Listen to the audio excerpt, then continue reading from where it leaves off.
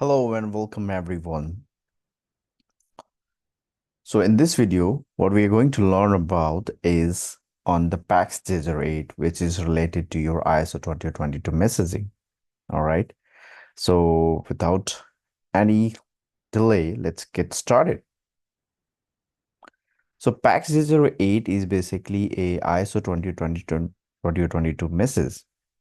All right. And it is called as FI to FI customer credit transfer. That is financial institution to financial institution customer credit transfer payment message. Now, this Pacs.008 is used in different payment schemas, whether it be to the cross-border payment in SWIFT, or be it in any of the real-time payment system, or be it in high-value payment system, or any other payment system around the world. As we know that now going forward, every payment schema has a plan or have already implemented and is been using Pacs.008 pieces into their payment schemas. All right.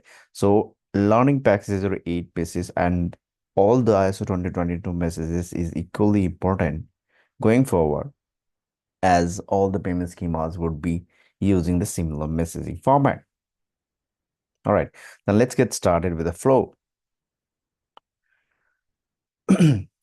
So in this particular slide, if you can see, one person towards left-hand side wants to make a fund transfer to a person who is living in the United States holding an account in Citius Bank. The left-hand side person holds an account in Australia New Zealand Bank, let's suppose. And if it wants to make a fund transfer, then it uses respective channel and initiates a transaction, and Australia New Zealand Bank, New Zealand. Now, going forward, it will send a Pacs.008 message, which is financial institution to financial institution customer credit transfer payment message, instead of legacy MT103 message. All right. There will be a series of validation that will be done at this Australia and New Zealand bank level, and customer while initiating the transaction using any of the channel, what all validation takes place there. That also would be there.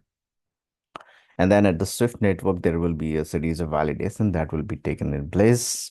And once it reaches to Citius Bank, there as well, the respective validations will be done and accounting interest will be done. And then finally, it reaches out to beneficiary customer after deducting necessary charges for the beneficiary side as well, depending upon the charge type the customer has chosen in the front-end application.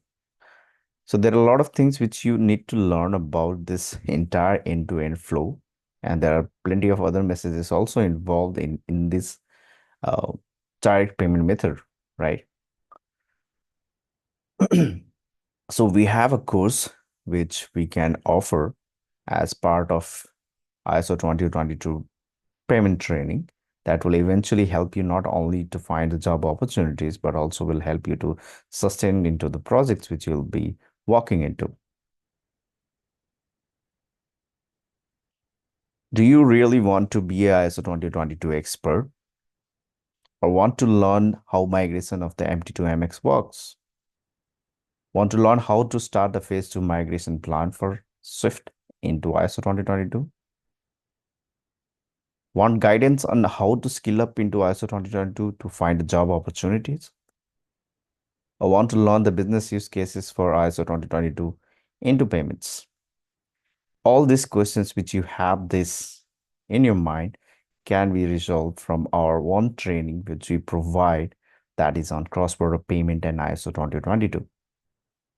All you need to do is reach out to us to our email ID, which is mentioned in this slide, which is swiftpaymentguru@gmail.com, and we will get back to you with the necessary details related to our course plan, course trainings, and the schedules which we have every month, couple of training batches over the weekend sessions we conduct.